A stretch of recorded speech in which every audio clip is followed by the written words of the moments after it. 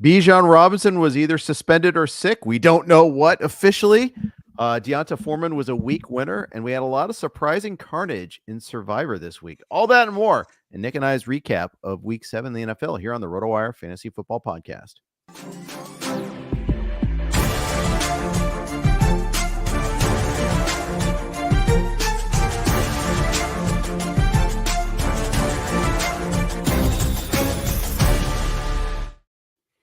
Hey, everybody. Welcome to the RotoWire Fantasy Football Podcast. Jeff Erickson here with Nick Whalen as we break down the week that was for Week 7. Our podcast is always brought to you by the folks from Circa Casino and Sportsbook.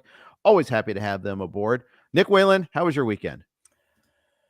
There was some good and some bad. It was the best of times and it was the worst of times. Never going to complain about a weekend that kicks off with a Jaguars victory in primetime. Yes. 4 wins in 19 days. For the Jags as they just continue to cruise through this gauntlet of a schedule. They got the Pittsburgh Steelers on the road next week, and then that will take them into their Week 9 bye. So hopefully they can make it 5 in a row, but feel good about the Jags. Played some golf on Friday, played some golf on Saturday, so no complaints there. But man, Jeff, we had some carnage in the Circa contest, and just my general picks for the week. It's been a rough season in some ways, but felt like I was building some momentum. We'd had like 3 or 4 weeks in a row in Circa where we were 3-2 and, felt like we were moving in the right direction. But we've talked a lot on this show and on the radio about, the public this year is, at least had been hitting at a well above average rate compared to years past. Mm-hmm. That all came back around. I think in the early window yesterday, the public was like 1-7 or 1-8. ATS. Obviously, we had a couple big favorites go down. I personally thought the Raiders were going to be a lot more competitive against the Bears. I personally did not think the Cleveland Browns were going to give up 38 points to Gardner Minshew and the Indianapolis Colts. So it was a fun week, but like John and I said on the pod last week, we're like, this is a week to just take off. If you're a sports bettor, maybe just, pull back a little bit, sit back, relax, watch objectively. There's going to be carnage. And boy, was there. So looking forward to breaking it down. Yeah, I think I'm going to relinquish my tie for the lead in staff picks. I only have 5 correct answers so far. So we'll see pending the Monday night game. Let's just jump right off the top. The big carnage of the week has to be Bijan Robinson. From a fantasy perspective, we're watching this Atlanta-Tampa Bay game, and thrilling as it was not one that we were, it was one that's causing a lot of angst because, like, where's Bijan? Where's Bijan? No snaps at all in the first quarter. Gets 1 snap in the first half, doesn't touch the ball. Not a word until like coming out of like halftime. You hear Christina Pink say to talk with Arthur Smith, and Arthur Smith said something to the effect that, he's not feeling well, so he's probably not going to go back out there. Isn't that like that's supposed to be disclosed, isn't it? It's certainly supposed to be disclosed. And, I saw some sports books. I know DraftKings, did refunds on, Bijan Robinson prop bets yesterday, depending on when those were submitted. This came as a complete surprise, right? And I don't think anybody had been given any indication. And, because it's the Atlanta Falcons and we're always just inherently skeptical of Arthur Smith and this team anyway, it turned into, it was kind of like a witch hunt. It felt like on Twitter, throughout that first quarter, where it's just like more and more people are like, what is going on here? What is going on here? Like, this is malpractice. How is Bijan Robinson not in the game? Bijan Robinson himself said he was dealing with a headache, said he woke up and was just feeling weird, was feeling out of it. So I don't necessarily think there's anything nefarious going on here. There was some speculation that he was like, suspended or disciplined or something, but it's not like he didn't play in the first quarter and then came back and played 40 snaps the rest of the way. Like, there was not a clear line of demarcation. Like, they would kind of throw him out there for a play or two, pull him back. And then, as the game went along, that completely faded away. So, obviously if you played him in fantasy, which if he's on your team, you almost certainly started him in this matchup, you got completely burned. There was really no way to prepare for it. And, direct your vitriol at Arthur Smith and the Falcons, not at us. Yeah. 10 snaps, 1 carry. Like, why did you get that carry in the fourth quarter? Like, there's no way to spin this that it looks good. So, yeah. They won despite a red zone comedy of errors. The fumble off the snap after the super long delay by Ritter at the goal line there. That was just ridiculous. They couldn't convert in the red zone, yet they still pulled it out. Still got the go ahead kick field goal by Young Hui Koo. Talking with Liz all these years, that's right. Call him Young Ho, but it's Young Hui. Yeah. List is pretty hard on the Young Ho, as I would imagine. But Young Wei. That's how I've always said it. Yes, that's the correct way of saying it. Yeah. Ugly game though for the Falcons. I mean, I want to say they had no business winning it, but it's not like the Bucs really played all that much better. No, Falcons were 1-5 or 1-5 in the red zone. The Bucs only had 2 red zone possessions in this game though. They've only had 4 red zone possessions in the last 2 games, if you take into account last week against Detroit. So this offense has been completely toothless, and the running game. This is the line in basically every single game for the Buccaneers. Like Rachaad White, 13 for 34.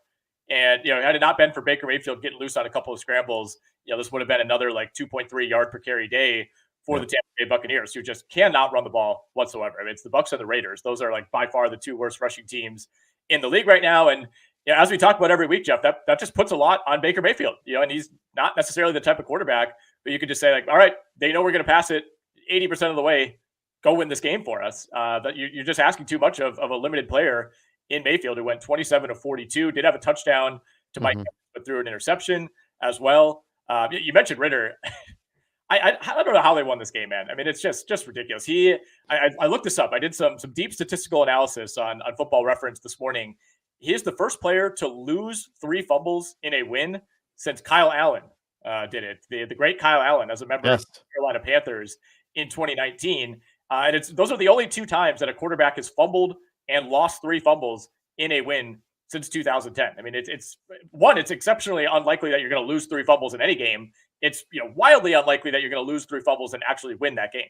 Right, twice at the goal line too. It's just unbelievable. The first, that one of those fumbles they thought was actually going to be a touchdown turned out to be a fumble instead. He could have had 2 rushing touchdowns on the day, despite all of his foibles, if you will. That Bucs offensive line, you're referring to Rachaad White. It's not a Rachaad White problem. It's a offensive line problem. Keyshawn Vaughn was 4 for 7. Sean Tucker's got chances previously. It hasn't been any better. I don't think Rachaad White's a special back or anything.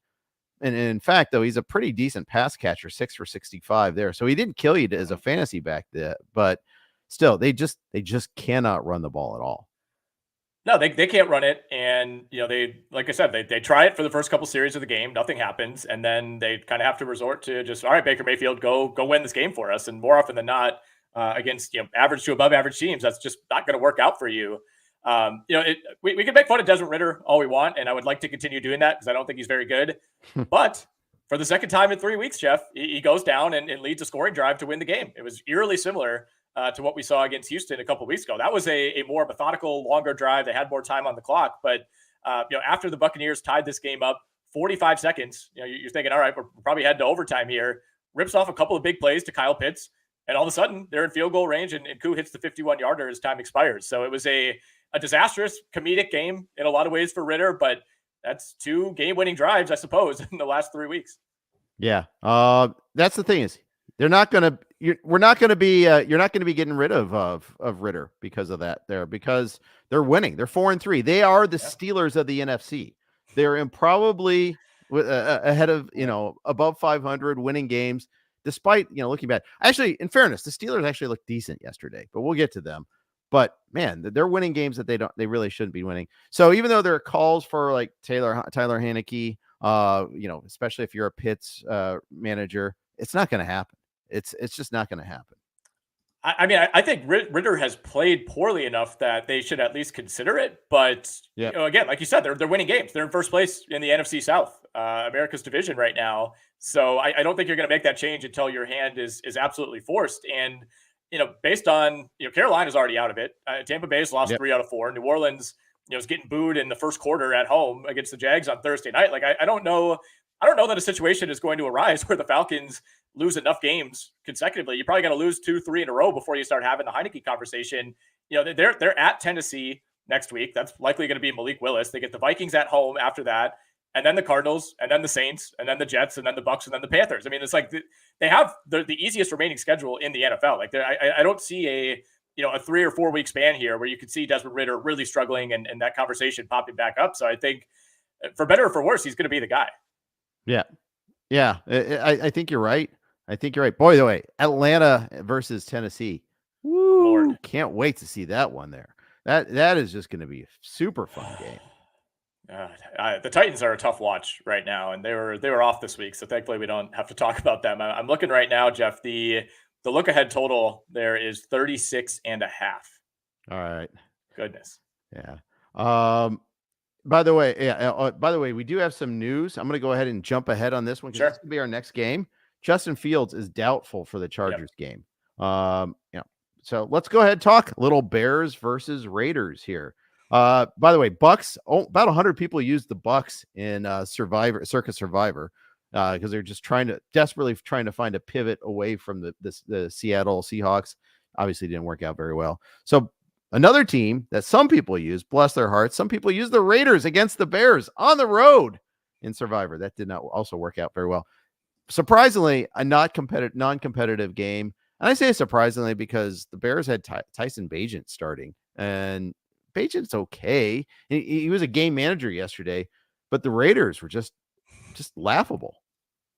Yeah, I mean, you gotta give it to Bagent. He got the game ball after the game, his first NFL victory. But he completed 21 passes for 162 yards. I mean, this was not necessarily Tyson Bagent putting the Bears on his back and leading them to this win. If anything, it was the running game that piled up almost 175 yards on this Raiders defense, which just continues to struggle. I thought Max Crosby would make a bigger impact in this game. Raiders only had 2 sacks on the day. One of those came very late on Nathan Peterman. But it really was the Raiders just not showing up here. I would not have used the Raiders in Survivor. We don't like to admit this, but we did use them in Circa. I thought this would be a really good spot, for a more experienced quarterback in Brian Hoyer, just to kind of get this thing across the finish line. And certainly we're not expecting the Raiders to cruise here, but I would take the experience of Brian Hoyer over the inexperience of a D2 quarterback in Tyson Bagent. But man, Hoyer was a disaster. He threw 2 picks. We saw Aiden O'Connell in the second half. He threw another pick. There was a pick 6 that basically ended it. Then they threw another interception on the next possession. But it was just, you knew from the jump. The Raiders on their first drive, they force a 3-and-out from the Bears. You're feeling okay. They drive down, and Dan Carlson, misses a 41-yard field goal. Yeah. Which, I mean, Carlson has become one of the better kickers in the NFL. And that, to me, you're outside at Soldier Field. It's not the comfort of the Dome in Vegas. But, once he missed that, and then the Bears, put together a long, methodical touchdown drive, you kind of got the feeling that the Raiders were going to be in trouble. Yeah, exactly. And yeah, they just couldn't get untracked after that offensively either. I mean, Josh Jacobs, 11 for 35. We need to talk a little bit more about how we spent a lot of time talking about how bad the Tampa running game is. The Raiders, I mean, they got such mileage out of Jacobs last year, and they're just not getting it on the ground ever. I don't think it's a Jacobs issue, though. Again, I think this is just one of the really bad offensive lines in football. It's interesting because they don't grade out that badly at PFF. Not that that's the end all be all, but I don't watch Josh Jacobs either and think that he looks slow or that he looks like AJ Dillon and he's just running into the back of his lineman or anything like that. Like it's tough to kind of deduce exactly what's going on there. But the lack of even like one explosive week from Josh Jacobs is appalling. And if you can't move the ball on the ground against the Chicago Bears, I don't know what to tell you. I mean, this was really as bad as it could be for the Raiders. And then of course it kind of turned into a passing script once they fell behind multiple scores and Josh Jacobs didn't do a whole lot in the second half. I mean, 39 rushing yards as a team for the Raiders, 2.8 yards per carry on the ground. Hard to find a ton of positives here on the Raiders side. Michael Mayer didn't do a whole lot, only had 2 catches for 13 yards on 4 targets, but his snap count continues to rise. So if you're looking for kind of a bigger picture takeaway, I think he's somebody, to take a look at in some deeper leagues, or if you're looking to add some tight end depth. Bears were 8 of 13 on third down in this game. And, a lot of their first downs came via the run. I mean, they were just riding, D'Onta Foreman, who was fantastic, was a league winner this week, 2 rushing touchdowns, a receiving touchdown as well.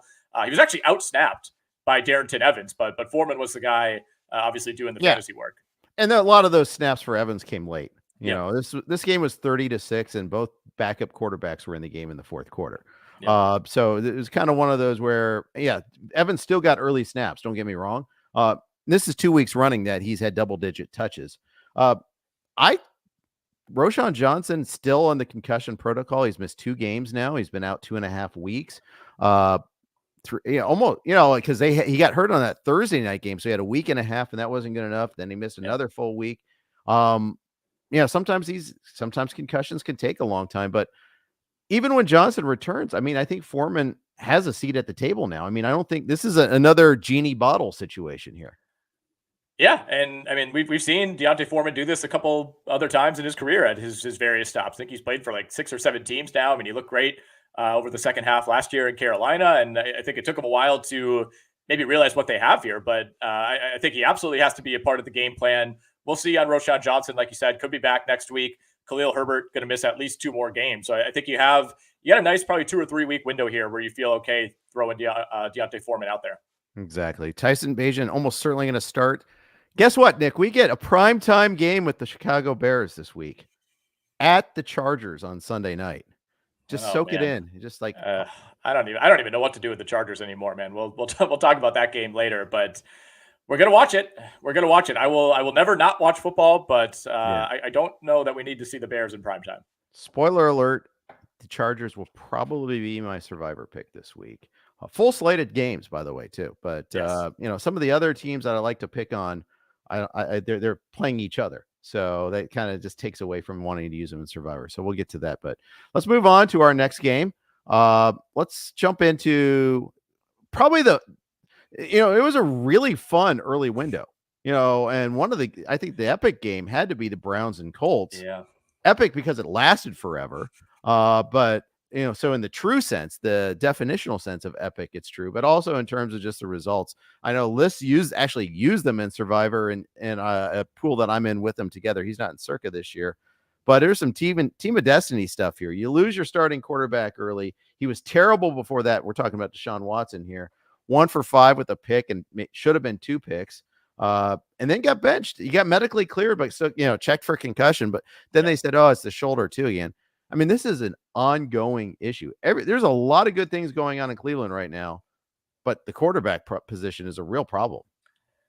Yeah, and Watson looked awful before being removed. I mean, threw one of the worst interceptions we've seen from any quarterback this season. I was pretty surprised that he got cleared. I mean, he took a really hard hit, kind of one of those where you roll backwards, the back of his head slammed into the turf. I mean, he looked like he was seeing stars for a little bit there, but I was not surprised they didn't bring him back in. He did not look comfortable whatsoever. The interception was underthrown by like 7 yards. It's just one of those, like, what are you doing, man, type of plays. And it's not like PJ Walker was a whole lot better, but I think he was going to give them a higher floor, at least for the rest of this game, than what they had seen in a limited sample from Deshaun Watson. But yeah, I think this now kind of sends us back to square one with Deshaun Watson, and we're going to be in limbo as we start to look ahead to week 8.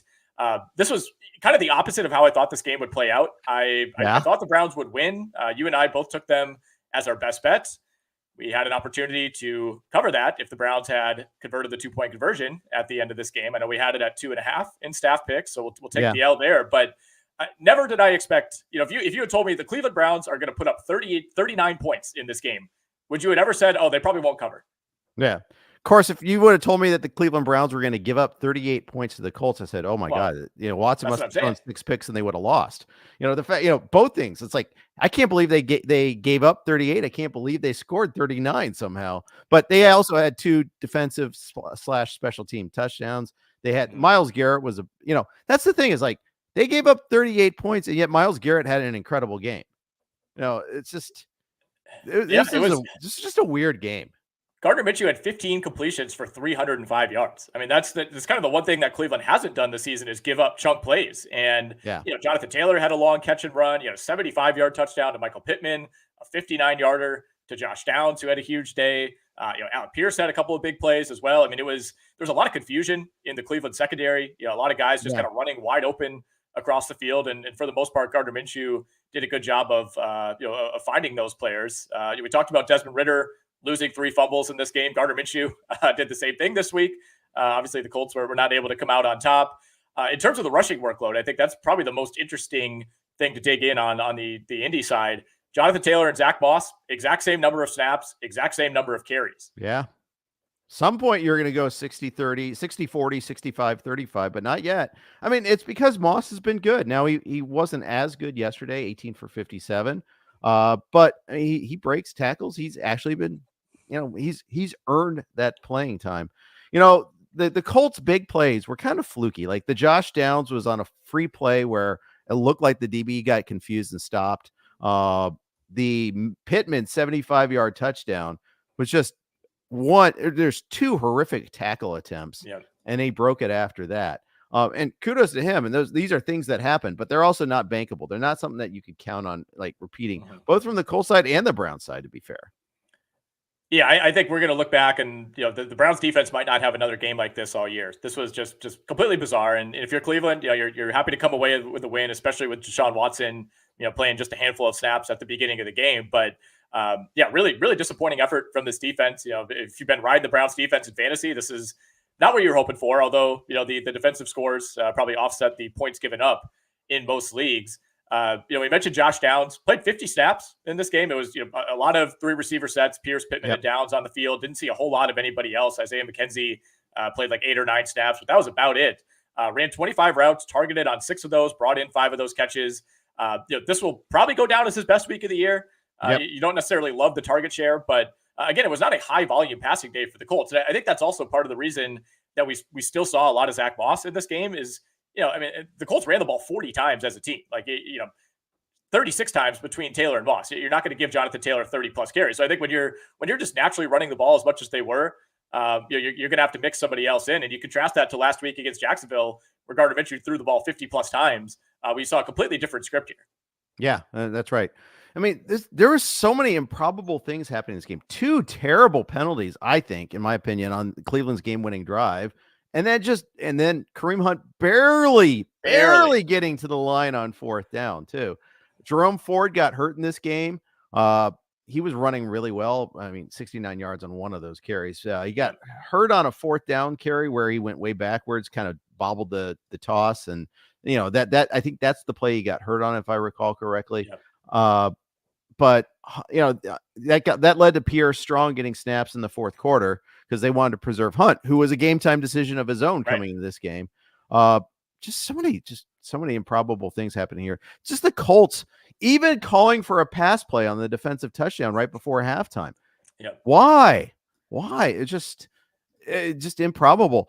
The blocking on that was as bad as the Max Crosby safety the week before for the Pats. Maybe even worse. The Colts right turnstile, right tackle, just let Garrett go. And of course, Minshew got crushed on that play. But that should not have been a situation that happened. That was like, you have one job, and it's to make sure that particular thing doesn't happen. Maybe it's because they got the punt blocked earlier. That maybe that's why they're like, oh well, we can't afford to punt out of our own end zone. So we got to throw and try to get a 1st down. I guess that's what the process that led to that. But wow, what a horrific result. Yeah, to not block Myles Garrett of all people, bold strategy, we'll say, by the Indianapolis Colts, and just a really fun game. I know you do a lot of rewatches each week. Like, I highly recommend checking this one out. I think there were 5 touchdowns in this game that came on drives of 6 plays or fewer. If you're watching Red Zone, it was just like every 5 minutes they're cutting to another long touchdown for one team or the other. You just look at the total number of drives. I think there were like 14 drives in the second half alone. Just because of how many turnovers there were, how many quick scores there were, flipping of the field. This was as back and forth and competitive of a game throughout as it gets. Cleveland at one point did go up 9 with a field goal early in the 3rd quarter, and you felt like at that point, all right, if they can get a stop here and even just put another 3 points on the board, like, all right, the defense should be able to settle in and take care of this. But just when it felt like Cleveland would gain control, or even the Colts would gain control, something wild would happen, and the game would just swing back the other way. So. If you're the Browns, you're happy to get out with a victory. You're sitting at 4-2. Maybe you're not feeling great about your short-term outlook with Deshaun Watson, but will be interesting to see next week. They are on the road at the Seattle Seahawks. Yeah, I thought they were at Arizona for some reason. Was that maybe in 2 weeks? But they're Arizona in 2 weeks. Okay, that's it. I was looking too far ahead. So yeah, that's not an easy setup there for them, and their passing game wasn't clicking in this one here. So that's maybe a small point of concern. Cooper only 2 catches. PJ Walker wasn't connecting with them, and certainly Deshaun wasn't. So the quarterback situation is just going to be a big mess there. So we'll see about that. All right, let's move on to the next game. The Baltimore Ravens. Ravens Lions was the game. I was like, okay, I can't wait. In the early window, I was like, okay, I'm really looking forward to this game. 2 really good teams, two teams coming in, pretty strong. And this was just an utter wipeout. And the Ravens they just blitzed them offensively. This is the Monken offense there that everybody was looking forward to, and it actually worked. Yeah, that's exactly what I was going to say. This kind of felt like the first time that we saw a somewhat new version of the Baltimore Ravens this season. And, they kind of had to revert back to a lot of their past tendencies, which have given them a very high floor and worked really well over the last few years. But, the scheming offensively, the amount of wide open receivers down the field, especially early in this game. Lamar Jackson had, I think like 6 different completions of 20 plus yards. Like, that's just not something that's really been a part of the Ravens offense this season. Kind of several complete breakdowns by the Detroit Lions. This was about as thorough of a beatdown as we've seen by any team this season. Obviously, Dolphins, Broncos, and you think back to that Bills, Bills Raiders game in week 2. But this was basically over by the end of the first quarter. Baltimore 5 touchdowns in 6 red zone opportunities, 55% success rate on 3rd and 4th downs. That's really, really good when you're just isolating one game.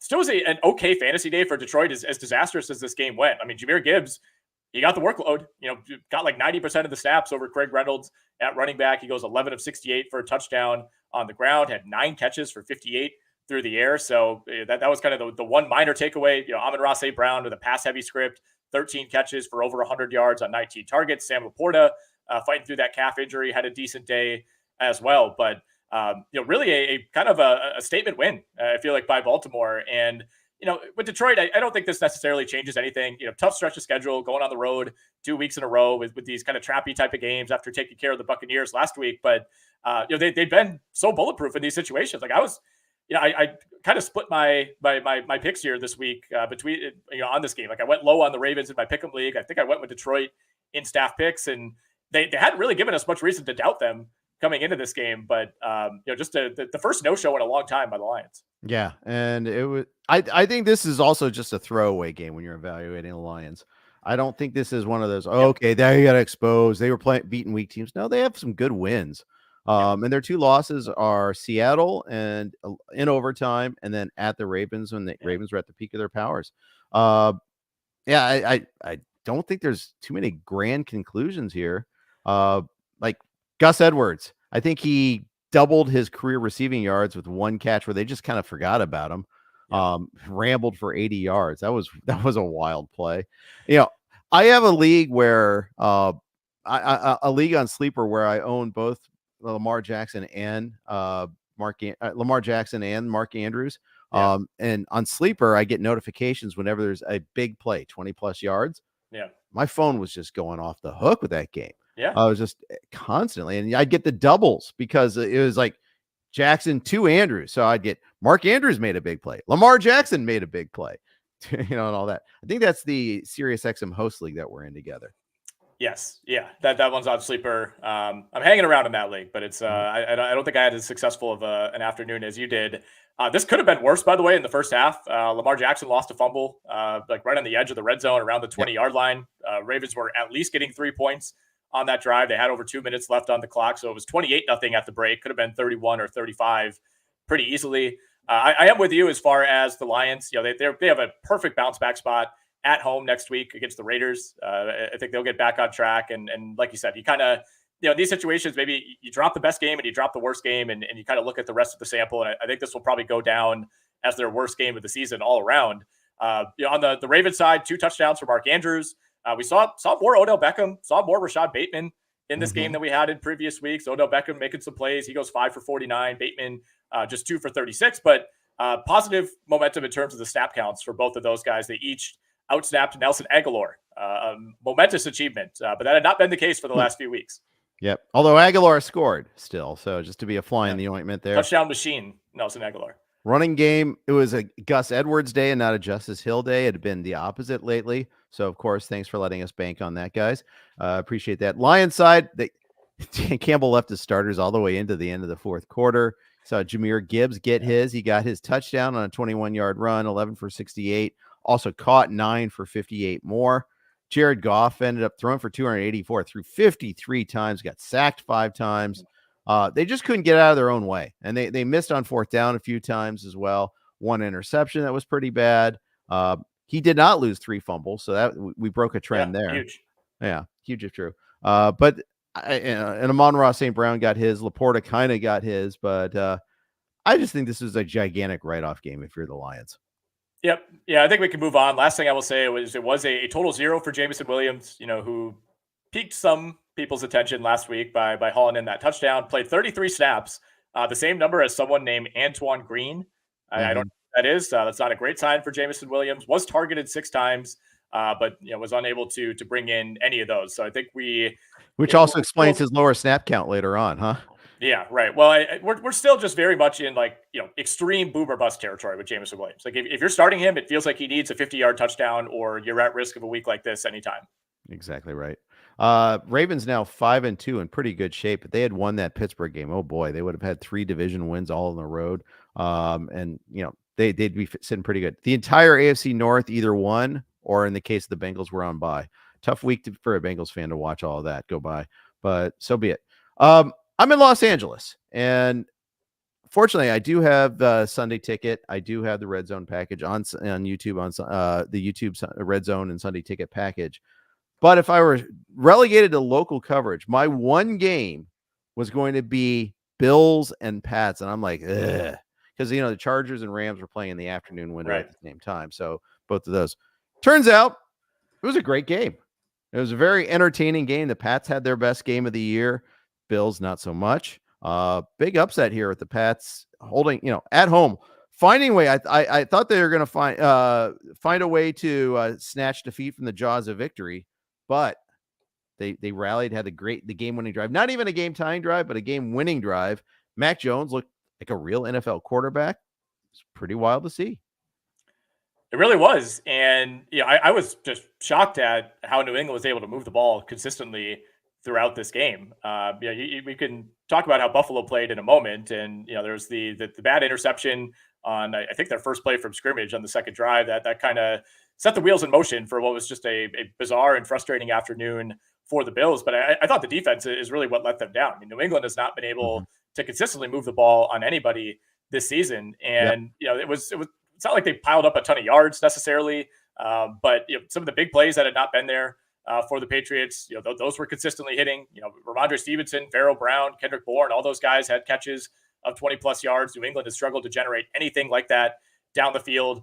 And the Pats didn't even run the ball all that well, right? I think we knew that would be the situation. And you're thinking, all right, we got to make Mac Jones beat you. And if you're Buffalo, you'll take that just about every day of the week. But Mac Jones, 25 of 30. For 272 and 2 scores, led that great drive at the end, like you said, that ended with a touchdown in the back of the end zone. I don't know that this really, it's galvanizing in some ways. If you're New England, I don't think this really reshapes their season. I think they're still going to be in pretty big trouble going forward. But they're at Miami next week. After that, they get the Commanders, Colts, Giants, Chargers in 4 straight games. If they can carry over anything from this week, I think they could be a little bit more competitive at the very least in those games. But what is your level of alarm now with the Buffalo Bills? You're just looking really bad against inferior teams in 2 straight games. Well, the thing is, you expect their defense to struggle some. They lost some huge players: Tre'Davious White, Matt Milano, Von Miller. I mean, that you take away those 3, and they're not generating the sacks that they were in the past. That's a concern, especially against this Pats offensive line that's not very good. That has had Mac Jones running for his life. They got 1 sack and 5 incompletions out of Mac Jones. The sacks, that's the craziest stat from this whole game, is that they only sacked Mac Jones 1 time. He is extremely sackable, and this New England offensive line is extremely sack prone. And that was kind of the difference, right? Is Mac. We know Mac Jones is not like a horrible quarterback. He's not like one of these bottom 5 guys in terms of talent. Like, he's shown it before. But when you're consistently under siege like he had been the previous 6 weeks, it's hard to succeed. When you're able to sit back and actually see the field, make throws, we know Mac Jones can do that, and that's pretty much what we saw transpire yesterday. Yep. Thought that the Bills were going to pull it off with their 2 fourth-quarter touchdowns. They looked great in the fourth quarter, but they looked very ordinary offensively for 3 quarters. In the first half, they were just straight up terrible. 3 points by halftime, and with their defense being very mid, their offense has to be elite, and it wasn't elite. Josh Allen, 6.5 yards per attempt. Keep in mind, he's dealing with a bad shoulder. And I think that kind of limits him in making some of the throws, especially downfield. Gabe Davis did nothing yesterday. Dalton Kincaid, that's one takeaway is he's starting to emerge more over Dawson Knox.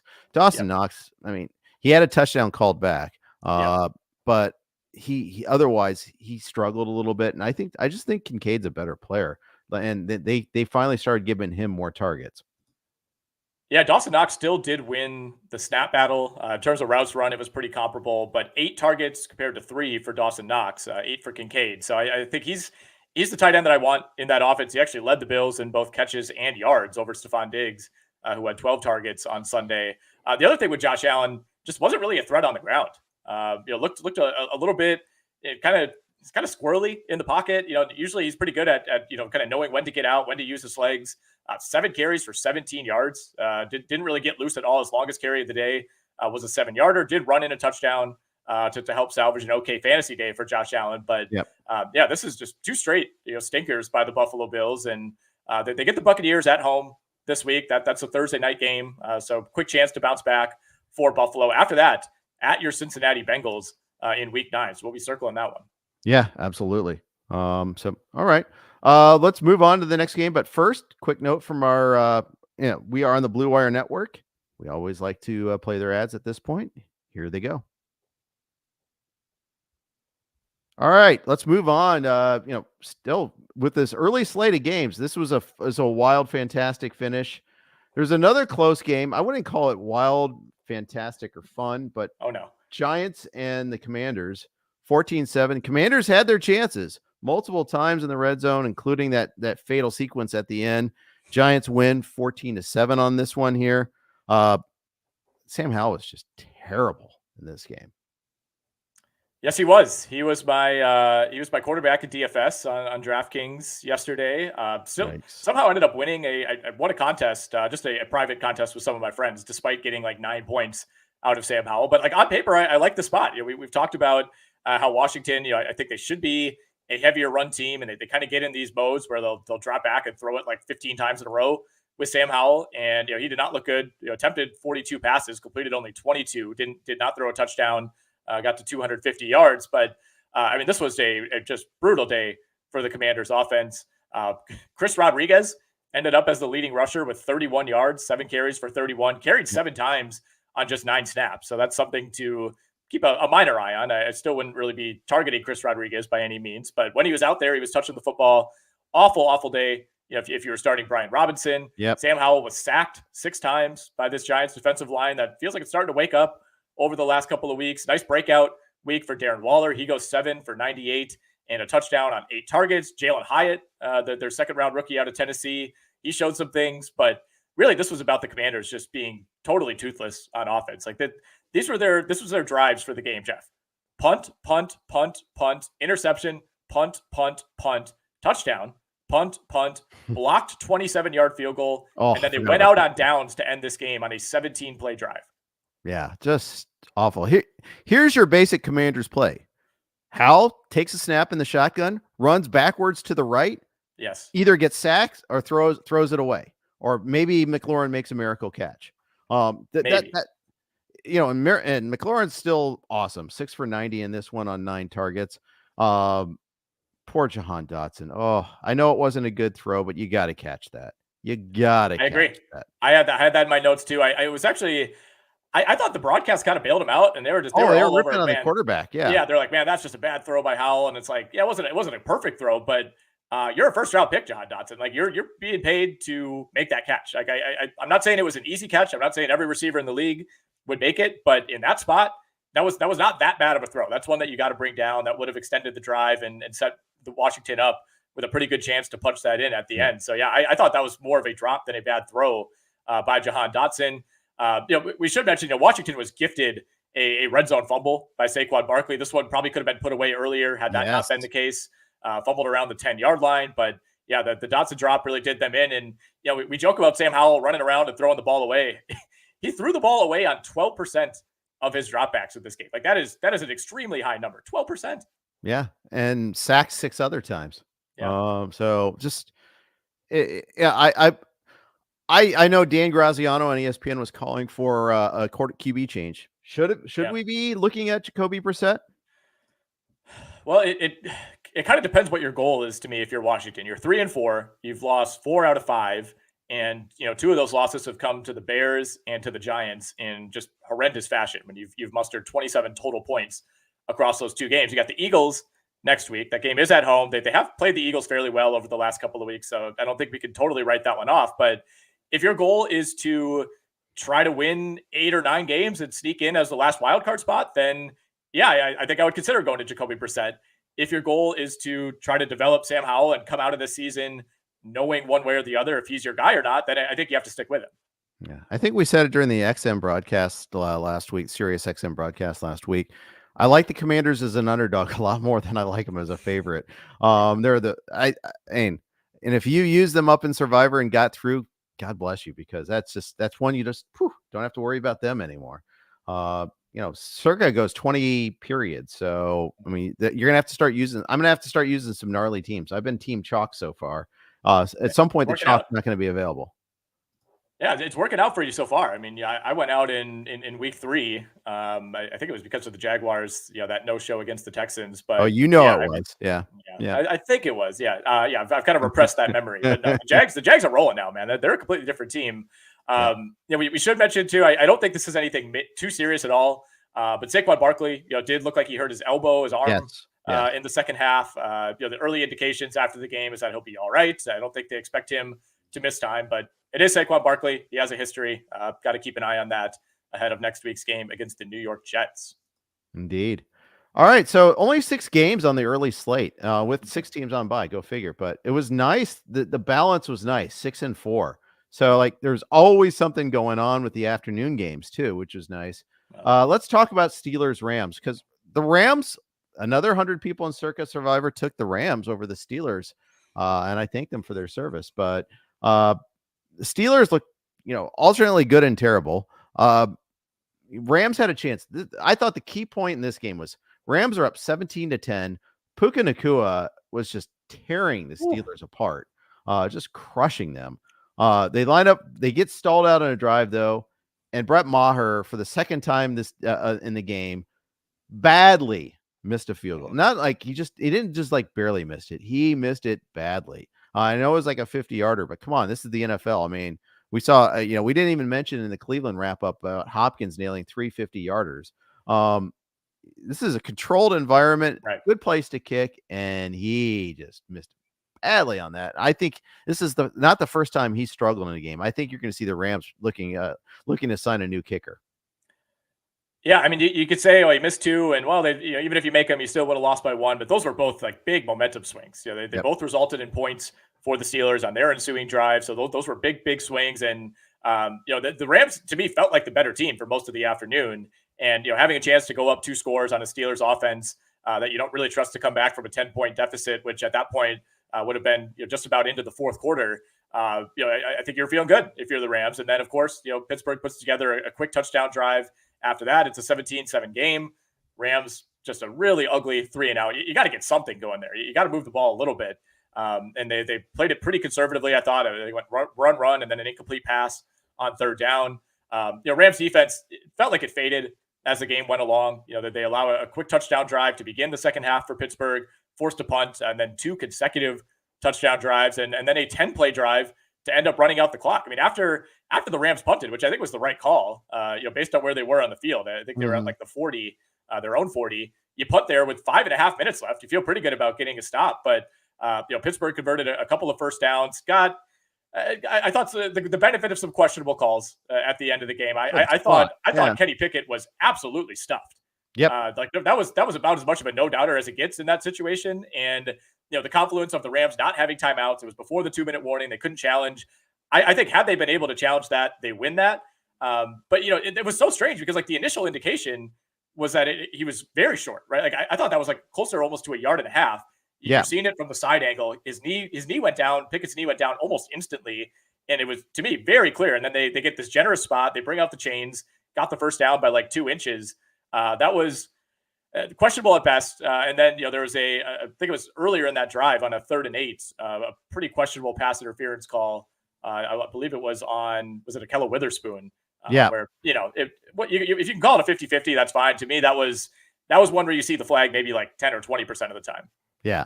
It was suggested after the game, and I forget if it was by Scott Hansen or if it was by the studio folks suggesting that, okay, on fourth down plays like that, those should be automatic reviews. That shouldn't be subject to a challenge because it's a change of possession thing, possibility here. I think so. But then again, I mean, you use your challenges, you use your timeouts, and McVay was out of timeouts. That's why they couldn't challenge that one. Because then if you fail on your challenge, had that play happened immediately after the 2-minute warning instead of immediately before, right, it does get automatically reviewed. So that's one of the fluky things. It was like 2:14 left. They were able to run it to the 2-minute warning and then just snap it 3 times and game over. Terrible finish to an okay. It was an interesting game. Nakua looked great. Cooper Kupp had his first dud in a long time. I think the Steelers just said, okay, we're going to make everybody that's not named Cooper Kupp beat us.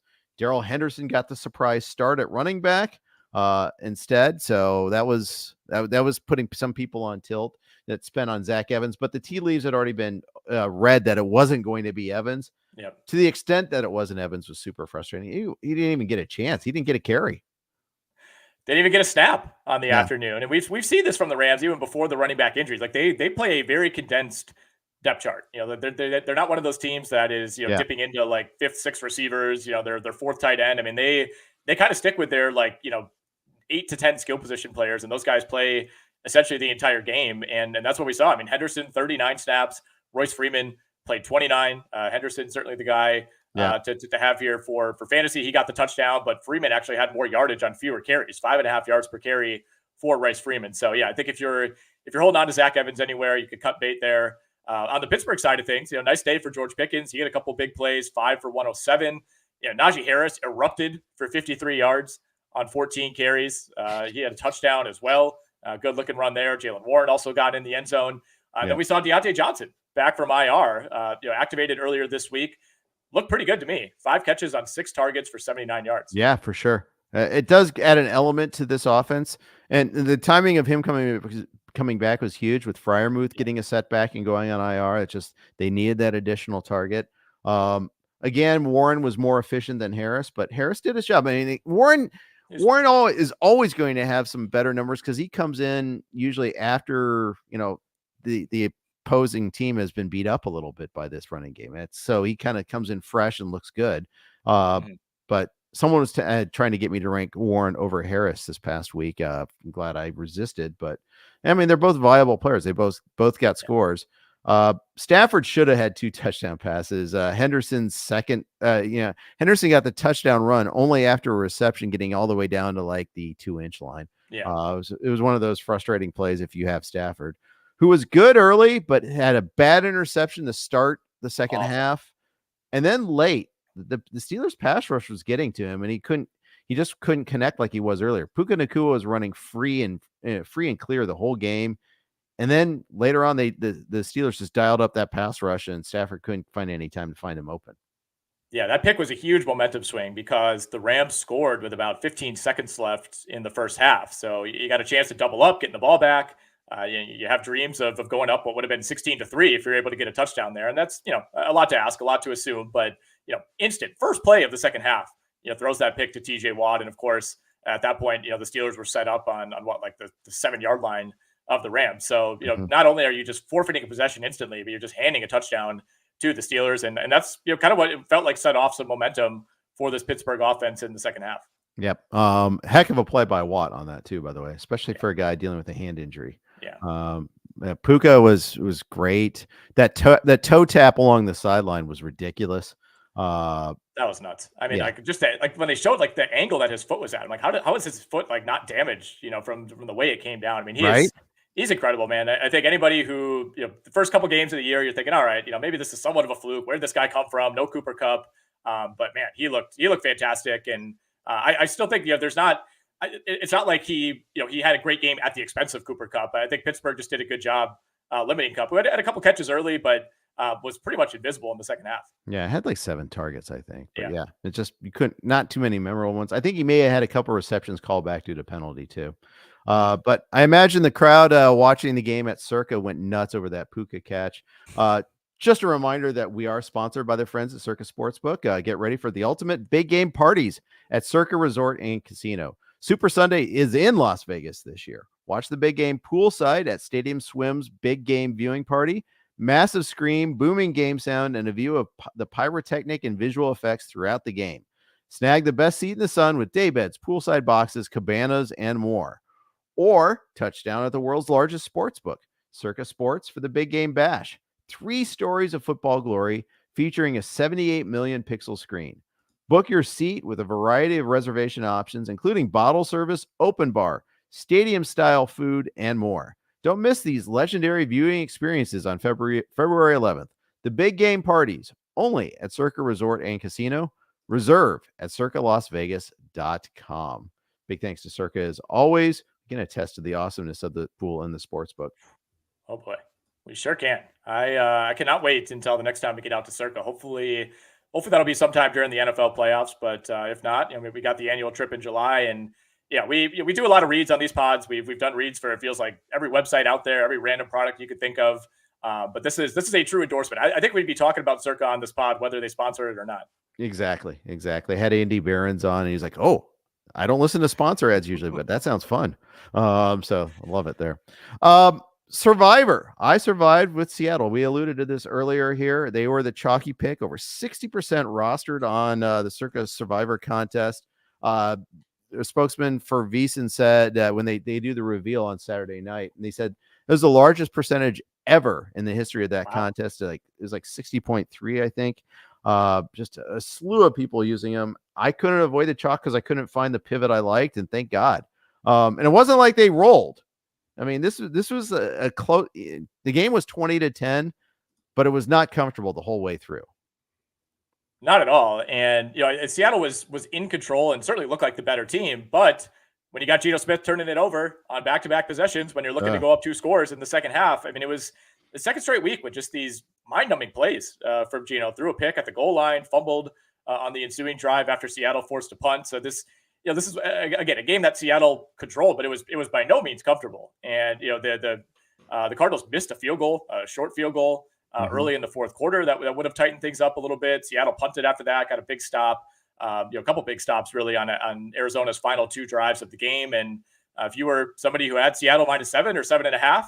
You're thankful that Jason Myers put through a 48-yard field goal with 2:17 remaining. So we thank him, the ex-Jag, for bailing us out in the Circa contest. But I thought this would be a bigger smash spot for Seattle. I thought they actually played pretty well outside of some kind of boneheaded plays in the red zone last week against Cincinnati. But it felt like some of that carried over. And certainly, missing DK Metcalf, that was a big absence. Not something that I personally had anticipated. We've talked a lot about him being questionable pretty much every week and pushing through it, but they rule him out. And if nothing else, Jeff, that cleared the way for Jackson Smith-Njigba to be much more involved in this game than he'd been in the previous 5.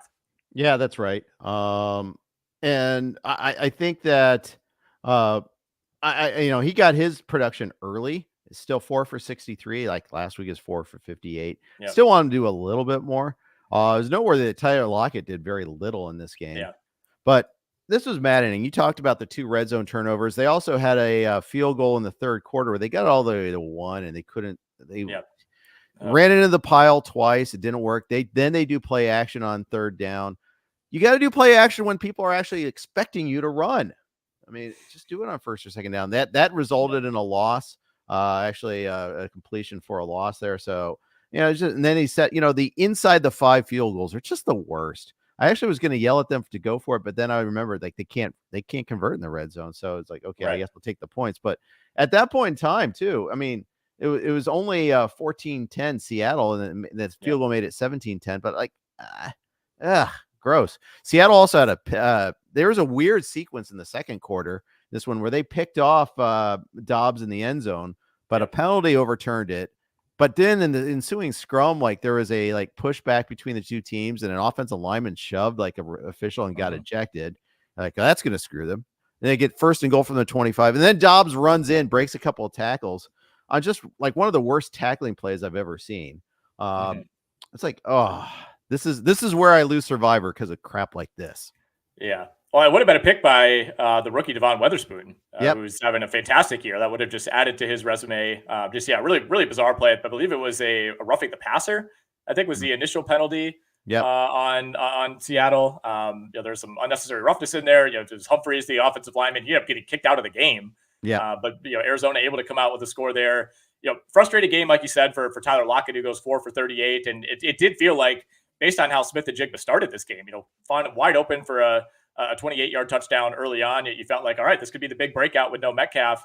Seattle went very ground heavy, very, very ground heavy, especially in the second half. 26 carries for Kenneth Walker for 105 yards. So it wasn't an overly efficient day. Wasn't ripping off. I think he really only had one long run on the day for 25 yards. But if nothing else, he got almost all the volume. He was out there for 47 of 59 total snaps for the Seattle Seahawks. Of course, no Zach Charbonnet, who was out with that hamstring injury. Exactly. Arizona, they put everybody on tilt again. Last week, Amari DeMarcado had 3 touches. Yesterday, he got all but one of the running back touches. 13 carries for 58. He was on the field for like 95% of the time. Damian Williams got 1 run. Keontae Ingram, last week's starter, didn't even get a single touch. Arizona's just messing with us. They have fight, and Gannon's a good coach, I think, but they're screwing us there too. But I think the interesting issue for Arizona is not what happened on the field. It's Kyler Murray, that he's designated to return, practicing, getting first team snaps now. They're saying in week 10 he's going to come back. Are you going to go after him? I think there's a few leagues where it's worth throwing a bid in. I still remain kind of skeptical as to why the Cardinals would do this. I guess if Kyler Murray wants to play and he's your franchise quarterback and you want to kind of hammer that home, then go for it. That's your prerogative. But they're in my opinion likely to still be a 1-win team at that point. And I don't know what you're really trying to salvage. Obviously, Kyler Murray gives you a higher floor and a higher ceiling than Josh Dobbs does. Maybe they think it won't really affect wins and losses. But kind of strange to me. I guess if you're Arizona and you kind of want to build this internal momentum, like I said, kind of a show of faith that Kyler Murray is still our guy, even though we might end up with a top 3 pick and have a chance to draft someone else at this position. I think if I'm Kyler Murray, I want to come back. I want to kind of earn my job, right, and stay in position here. And look, he's got a long-term deal, so it's not like trading him would be this super easy process. They can't just dump him. But I'm curious to see what it looks like. I mean, Arizona, they're still, it feels like they're falling off, and the defense, started to show some cracks. They've lost 4 in a row now. They gave up 25 plus in their previous 3 games. They do play the Baltimore Ravens this week, so we'll see how that goes. But they're still really frisky. I don't think Kyler Murray's walking back into this like disaster scenario that we thought it might be. Yeah, I still don't like his targets that much. Hollywood Brown's undersized. We've talked about him in the past. We'll see. I think Trey McBride is starting to get a little bit more work. He strikes me as a little interesting. Let's move on to the next game. Chargers and Chiefs. At halftime, this game was 24-17. Over bettors everywhere rejoicing. 7 second half points later, they're all crying. I mean, it is crazy. The Chiefs defense just dialed it up in this one. Yeah, they really did. And it was a really fun first half, kind of the first half that we hoped we would get, where it was just, quick touchdown the other way. At one point, there were 4 consecutive touchdown drives. That was when it was 17-17, midway through the second quarter. We saw Mahomes, throw a pick, kind of an arm punt on a third down. Didn't really end up hurting the Chiefs. Chargers punted on their ensuing drive, and then Kansas City able to get that 1-yard touchdown just before halftime to go up by a score. They come out and they fumble after putting together a nice drive, kind of leaving the door back open for LA to tie this game. And then we saw Justin Herbert throw a pick that was intended for Donald Parham, I believe. It was L'Jarius Sneed on the interception. After that, I mean, the Chargers didn't really threaten. They went 3 and out on 3 straight drives, and the Kansas City defense kind of won them the game. 5 sacks of Herbert, 2 interceptions. They just really kind of took care of business there defensively. And I think this is the hidden story about the Chiefs right now. It's their defense that's carrying them. I know, wild to say that after a game where Mahomes threw for 424 and Kelsey went 12 for 179, but their defense has been really solid. I mean, that Thursday night game against the Broncos was ugly. I think you're going to see a better offensive result for the Chiefs next week when they face the Broncos again in the comeback game. But still, this is your Jaguars game, for instance. There, it was the Chiefs' defense that made the difference. It really was. And I think when you look back, man, that's one that Jacksonville probably feels like it should have won. I think they felt it at the time, and the way they've played since, they probably are smarting about it even more. But if you just look at EPA, I mean, Chiefs are 4th in pass defense EPA. They're 7th overall in defensive EPA, still actually behind the Jags on the year. But I think I would take KC straight up in that matchup. They are 3rd, or actually tied for 2nd, I should say, in pressure rate on the season. They are blitzing at a pretty decent clip, and we saw that quite a bit yesterday. But everything's really clicking for this defense, and certainly frustrated Justin Herbert. Not a great performance for him. He finished just 17 of 30. Kind of a disaster game for Austin Eckler. One catch for 1 yard. That's really what you're depending on here, especially against the Chiefs. 14 carries. That's great. You'll take that volume, but only 45 yards. Had no play that went for further than 6 yards for Austin Eckler, either on the ground or through the air. Josh Kelly did rip off a long rushing touchdown in the first half, but that was about it. You take that away, and the Chargers couldn't really get anything on the ground. Where was this in all the games that Eckler missed, though? Like, nobody had Josh Kelly active this week. Well, they might not. That's not true. They might have because of bye weeks, because there were 6 teams on bye. But come on, everybody had Kelly active for a stretch, and just fart noise. I mean, that Minnesota game was just, you thought, okay, great setup, and nothing. Got stuffed on 4th down, got stuffed at the goal line. Now, of course, he's converting. Mm-hmm. Yeah, I mean, there's no way to predict that, and I mean, it's just, of course, he's the one that rips off the long run and not Eckler, right? Yeah, I mean, Gerald Everett. Other just kind of news and notes here before we move on. He got hurt in the second half. Did catch a touchdown, so if you started him in fantasy, you got your return there, but did not play for much of the second half. We saw a lot of Parham, a lot of Stone Smart. That is Smart with 2 T's. He played 30 snaps. Rashee Rice, 7 targets. That was second on the team behind only Travis Kelce, who had a monster day, 12 for 179, and that 1 yard touchdown. It felt like we had our first real MVS appearance of the season. He caught a long touchdown, which that is what MVS does. Yeah, well, and it's funny. I had in one of my Metcalf leagues, MVS was my only pivot available to me. It's a very deep league. Yeah. I'm like, it's one of the greatest all-time pivots because you're expecting nothing from him, but he gets his 146-yard touchdown. Like, yep, we're good. And he got 2 other catches too. So yeah, bonus there. It's like, could have had nothing. Instead, I got MVS and I got something. And that always feels good. You feel like you're stealing when that happens. Yeah, no question. I mean, I think you'll take anything in the double digits. Feels like a huge bonus. I mean, if MVS gave you 5 points, you'd probably be sitting okay with that. But like you said, 3 for 84 with that 46-yarder. Then Rashee Rice, also got in the end zone. Not a great day for Pacheco. I had him going in DFS. I thought this would be a pretty good spot for him. The Chargers have actually been pretty decent against the run. That's been a huge liability for them over the last few years. They've shored that up a bit. 13 carries for 32 yards for Pacheco. Did catch a touchdown in the second half, though. 4 for 28 through the air for him. So all in all, an okay day. Yeah. The Broncos held on for dear life to beat the Packers. Is that enough to prevent the sell-off?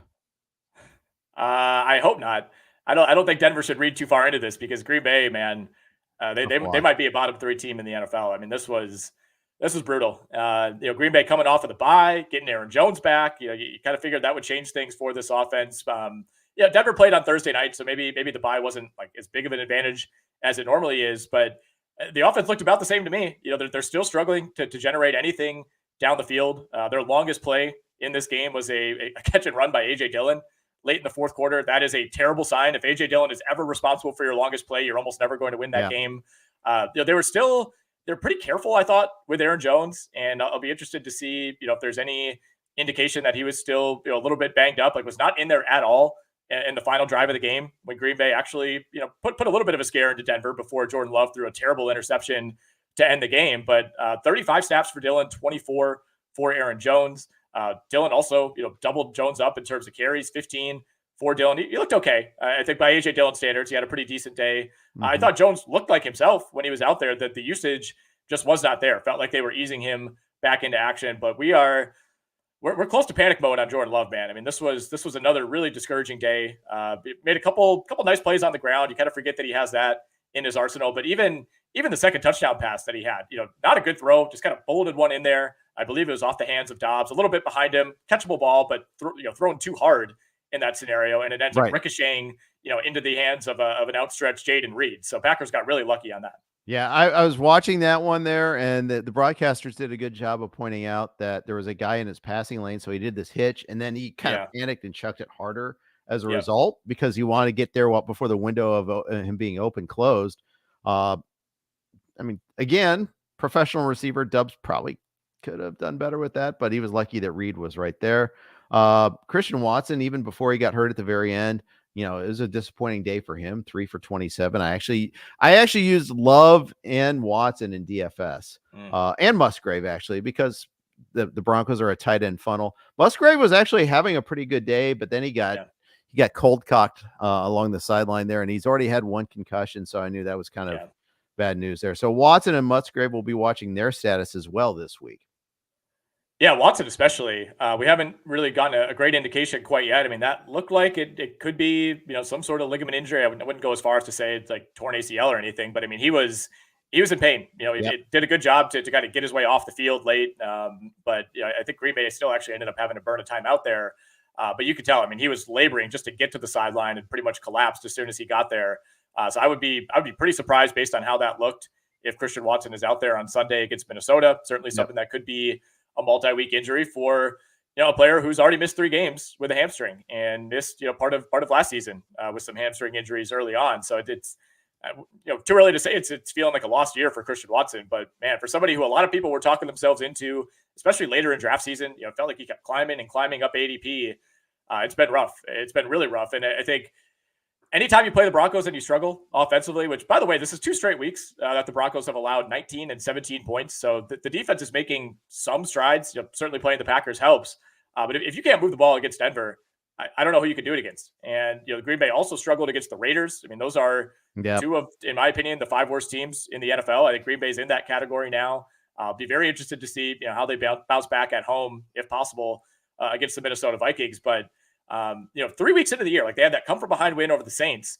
And I remember thinking like, look at their schedule coming up. They got Raiders, Broncos, Vikings, Rams, Steelers, Chargers. Like, there's a path here to this team being like, 6-3 midway through the year. And man, I mean, everything is just taken a complete turn. Jordan Love, it's just hard to have confidence in him right now. Like that last interception, like his deep balls, man, have been brutal. I think it was Rob Domofsky had a stat after the game that, on the year, Jordan Love is now 6 of 27 on throws of 20 or more air yards.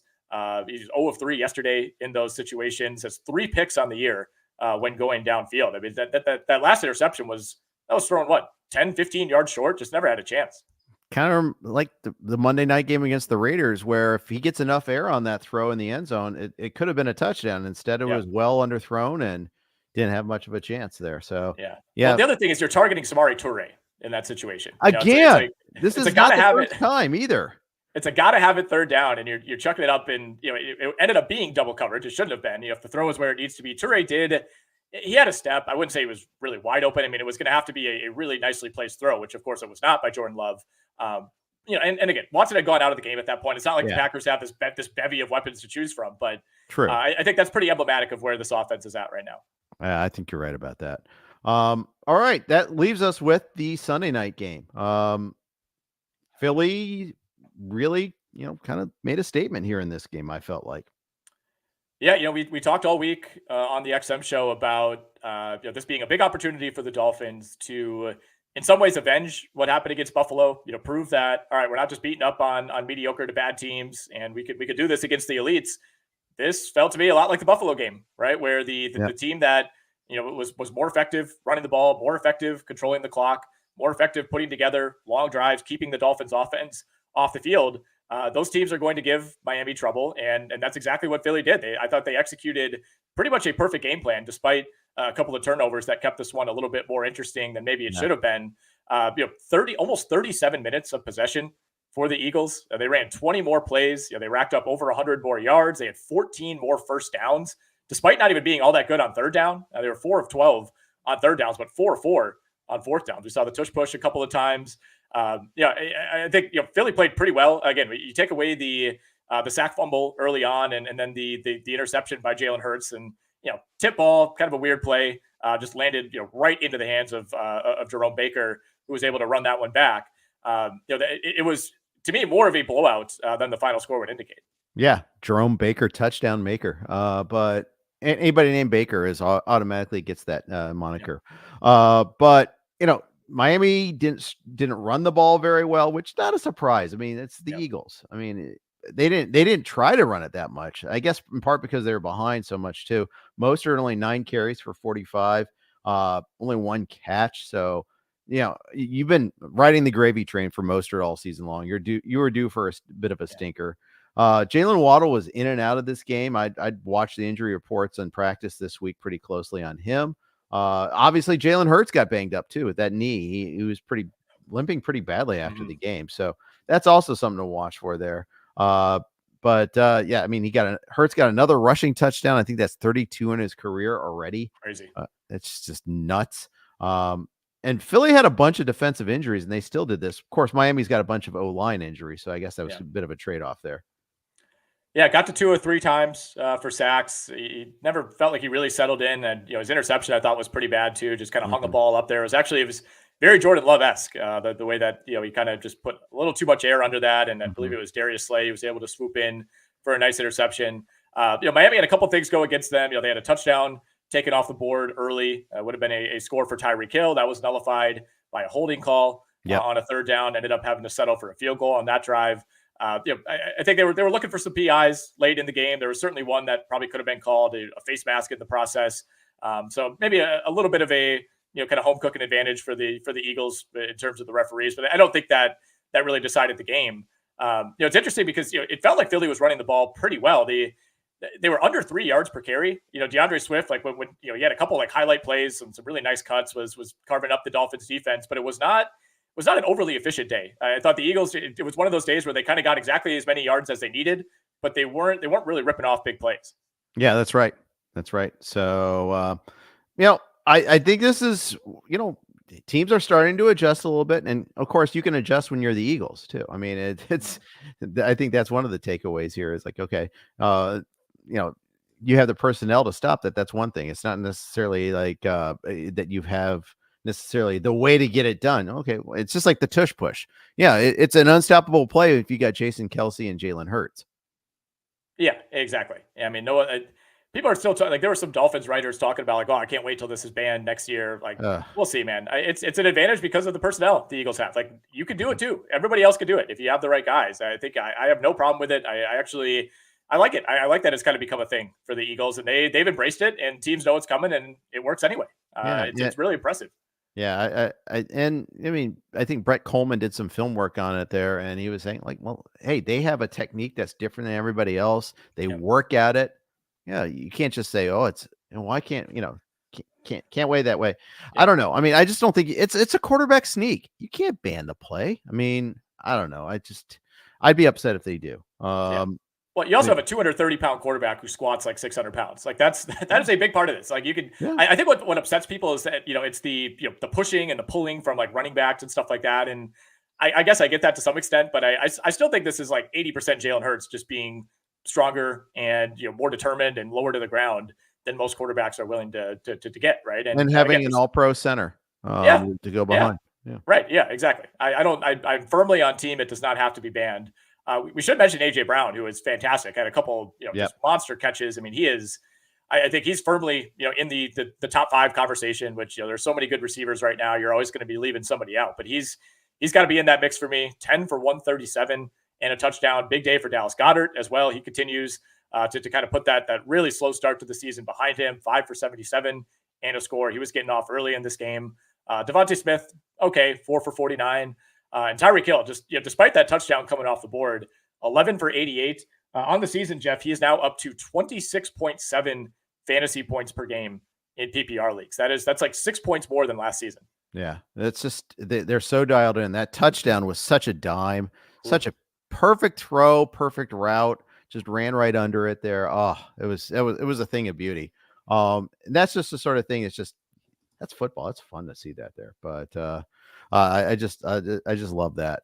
Both teams. I want to know what I ask you. So Devontae Smith, 4 for 49 represents a good day for him. Yeah, only 5 targets though. I mean, who are you more worried about rest of season, Devontae Smith or T Higgins?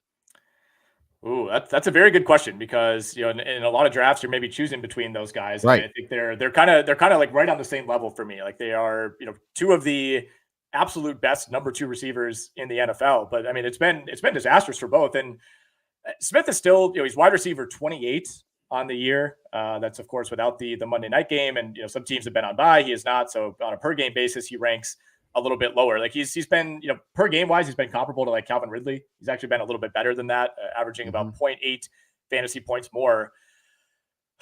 I'm kind of equal, right? Like I would have a tough time saying I'm more worried about one over the other. Like I would think maybe a little bit more Devontae Smith just because he's been healthy and Jalen Hurts has been healthy. Whereas I think you could make more excuses for T. Higgins. You could say he's been banged up. He's had some bad, uncharacteristic drops.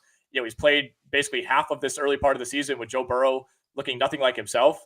So Right. if you project out and say, okay, that coming out of the bye, I think the Bengals will start to look more like the old Bengals. Then there's probably more upside with T. Higgins.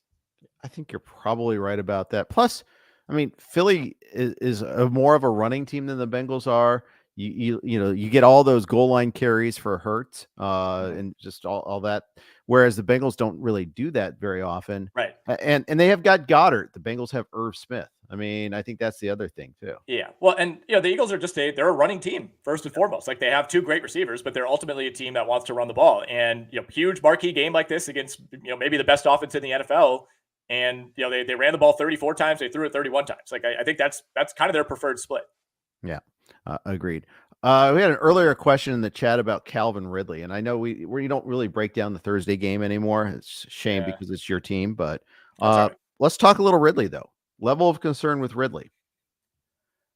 Pretty concerned. To me, he just doesn't really look the part of a true number one. Had the big game early on, and he had one other big splash game against Buffalo in London, but I mean didn't even have a single target in the first half against New Orleans. And then they felt like they kind of forced it his way a couple of times just to get him involved in the second half, but it never felt organic. And again, it's hard to fault the Jaguars. It's kind of the same thing we were talking about with the Falcons, right? And Ritter, it's like, well, if you keep winning and you don't really need him to catch 10 Right. balls for 130 yards every week, like Christian Kirk is like a borderline top 10 receiver on the season all of a sudden. He And was Evan awesome Ingram on is, the touchdown. Yeah. oh man, I mean, what a call by Al Michaels, by the way. I don't know if you were watching with sound at Oh, that point, but like he confused me. I'm like, wait, was that not a touchdown?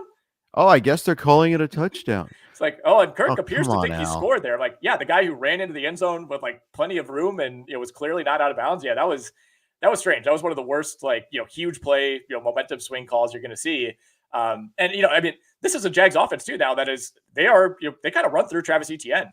And in my opinion, that's a good thing. I mean, Etienne has been amazing. He's up to RB3 on the year in PPR. It's been very heavily touchdown dependent. So we need to keep that in mind. He's already got more touchdowns this year than he did all of last season. The yardage totals have been pretty bad. The per carry average has been pretty bad the last few weeks, but if he continues to score 1 to 2 touchdowns every week, he's going to be fine.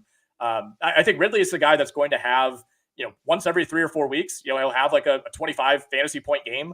I don't think the depths are going to be as low as they were on Thursday night, but I'd agree. he's just not quite at that level where he like can't be taken out of a game. I think Marshawn Lattimore and the Saints basically took him out of the game plan on Thursday night. And, there are some receivers who you could say are quote unquote matchup proof. And I just don't know if he's on that level. I'd agree. Would you trade Amari Cooper for Ridley? ASS. I in the chat said I would. I didn't really get a chance to say why, but I trust Trevor Lawrence more than I do the Cleveland quarterback situation. I will say one negative is that Cleveland's already had their bye and Jacksonville has not, so you get one less game. Yeah, that's true. Man, I think I would go Ridley as well. I think Cooper's the better player. It's like I think I'd rather have him on the Jaguars as my team that I root for. But like you said, I think I want the situation. Like we don't know what's going on with Watson. I mean, this could be 3 more weeks before he's back. I have no idea. Season before he's right. Yeah. Well, he's also just looked bad. He's looked terrible. I mean, he's had like one game where he's looked somewhat like his old self. Somebody posted like Deshaun Watson Texans highlights. It was in the context of like, here's a reminder of how good this guy was. And it was like 10 straight minutes of Watson just making insane plays. It's like, he just doesn't look like that guy at all anymore. At all. Like he just, I don't know, man. I don't know if it's coming back. I want the situation with the Jags. I mean, this is the team that scored 31, 37, 25. They have another 30-point game, on their ledger in week 1 against the Colts. Like they're going to put up points. And that was in a Saints game where they muffed a punt and, Christian Kirk fumbled on what likely would have been another scoring drive. Like they haven't even played all that well And it feels like especially against like average opponents like the Colts and the Saints, I mean, they can just effortlessly put up 30 points. Yeah, they could. They very well could. Ricky asks, should I drop Jamal Williams for Cam Akers? No, I don't think so. I think Williams has a better chance of having value the rest of the way. I mean, we're dumpster diving here, but I prefer Williams the rest of the way. Yeah, it was pretty concerning. I mean, we'll see what Cam Akers does tonight against the Niners. It's not a great spot whatsoever for him, but he's played 14, 19, and then 9 snaps the last 3 weeks. So it's not like you're fired up to be holding on to Jamal Williams, but I would rather have him than Akers. Yeah. Dylan's has a chances to win question for us here. Down 2.9 in a full point PPR. Opponent has Madison and Niners. He has Ayuk. What are his chances to win? So that's Niners defense, I assume. Yeah. Opponent has Madison and Niners defense and 2.92 points. Well, I mean, that defense might outscore Alexander Madison. I mean, that would be my bigger concern. But I think you want the Ayuk side here. We'll give you like a 68% chance to win. I mean, Ayuk, I think is projected for like 16, 17 points tonight. And with no Debo, I think has a pretty good chance to get there. Dallas Tidmore asked, need a QB. What are your thoughts on Eckler, Olave, and Watson for Jonathan Taylor? That's Christian Watson, by the way. For Jonathan Taylor, Thielen, and Goff. So his acquired quarterback would be Goff in this situation, but giving up Eckler and Olave, that's I wouldn't want to do that. I mean, if you're that in need of a quarterback, I guess, I mean, I'd still like Jared Goff this week aside. I think, that'll end up looking like an outlier.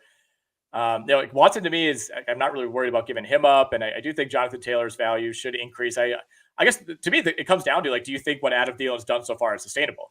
Right. If you do, then I'm okay making that deal. If you think that there's going to be a fall off at some point, I think you might regret giving up who could be the 2 best players in this deal, in Eckler and Olave. I'd agree with you on that one there. Isaac says, would you trade CJ Stroud for either Josh Downs or Jordan Addison? I mean, if Stroud is expendable and you're not starting him most weeks, if you have like another top 8 or 9 quarterback, then sure. I'd rather have Jordan Addison if that's the question. Yeah, I think so too. I think I would trade Stroud for Addison. Yeah. I think that would be okay. KJ says, I have Herbert as my only QB. Should I pick up Kyler Murray as a backup or just have one QB in roster depth instead? I think I'll answer this. I think, if Murray's still hovering out there, it's cost free to pick him up. Unless you're like got big bye week problems in the future with your running backs, I'd go ahead and take the stash. What do you think? Yeah, I mean, unless you're holding some really high value running backs, there's probably somebody you could drop. I'd say pick them up. I don't see why not. Chances are you have an injury to one of those guys, or a week or 2 from now you'll feel differently about him anyway. If you feel like you can part with the roster spot, I think there's no real harm in picking up and holding Kyler Murray, especially if you think that someone else in your league might do it by this time next week. Indeed. Randy asked, do you think Gibbs will be a solid running back too the rest of the season? Oh man, solid is a relative term here. I think it partially depends on David Montgomery's status and how much time he misses, right? They play Monday this week, so an extra day for him to get back against the Raiders. Then they're on bye after that, so that's something to keep in mind in the short term.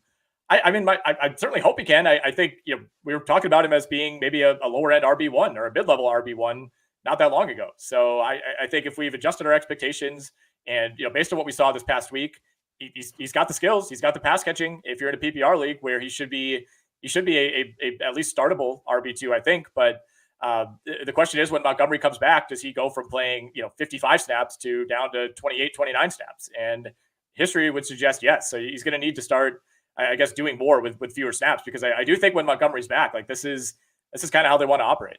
Yeah, I think he's an RB3, but in today's game, an RB3 is still pretty valuable because there's a lot of running back problems all over the place there. All right, that's going to wrap up today's pod. Thanks to everybody who was in the live stream asking questions. Thanks for you. Download the podcast wherever you get them and listen to us. Thanks to Circa for our sponsorship. Please make sure to catch Nick and I tomorrow or tonight and throughout the week on SiriusXM Fantasy Sports Radio, and hit that subscribe button so you can get all of our podcasts, including Jake and Joe with Free Agents tomorrow. Thanks everybody for listening. Take care.